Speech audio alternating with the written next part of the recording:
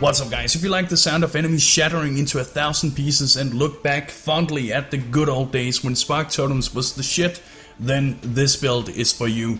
The build is viable for both softcore and hardcore gameplay. It has excellent clear speed with good survivability even in the highest level maps. The build is fairly budget friendly and it doesn't require any unique items to get going. However, in order for it to really shine, there's a few ones I will mention later in the guide. For defenses, this build makes use of a high energy shield pool coupled with Eldritch Battery, Mind Over Matter, Arctic Armor, a cast when damage taken setup, Evasion, and it freezes your enemies, making them much safer to deal with. Eldritch Battery further allows you to fuel the cost of your skills via Energy Shield, thus enabling you to reserve all of your mana for additional buffs. To be able to cast 2 totems, the build utilizes the Ancestral Bond Keystone, and since the totems are the ones dealing the damage for you, Reflect is not an issue either. Your main damage setup consists of Spell Totem linked with Spark, Faster Casting, Pierce, Lightning Penetration, and critical hit damage. If you manage to get yourself a Call of the Brotherhood ring, which I would recommend, you should instead of Lightning Penetration use Cold Penetration, as this will increase your chance to freeze and as a result of that increase your chance to shock. To further increase your clear speed potential both for large groups and single targets, you will need Trap linked with Vault Spark, Cold or Lightning Penetration, again depending on whether or not you have the Call of the Brotherhood ring, and Pierce. Next, to improve your mobility and survivability, you need to link Whirling Blades with Faster Attacks and Fortify. Remember that Fortify adds a buff so that whenever you hit your enemy it makes you take 20% less incoming damage from hits.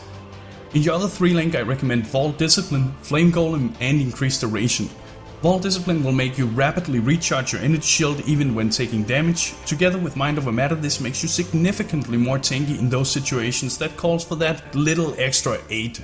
And to further improve your defenses, I also recommend a cast when damage taken linked with Arctic Breath, Greater Multiple Projectiles and Temporal Chains.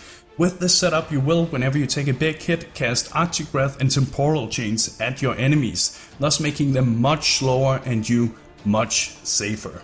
Lastly, I recommend Wrath, Herald of Thunder, Arctic Armor and Assassin's Mark. Fortunately, leveling this character is somewhat easy. However, it is the type of build that starts out a little slow but gains a lot as it levels up. As for the skill tree, make it your first priority to grab Ancestral Bond.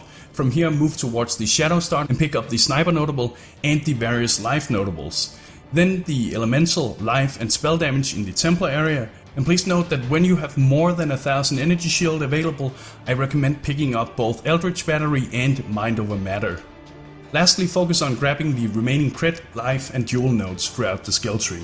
And I also recommend getting yourself an intuitive leap jewel and placing it here by the projectile damage nodes near the Scion. Using this jewel will save you 6 skill points. And please note, if you're in doubt on how to spend your skill points, then make sure to check the leveling skill tree templates listed in the forum build guide for a more detailed step-for-step approach. The link is in the description of the video.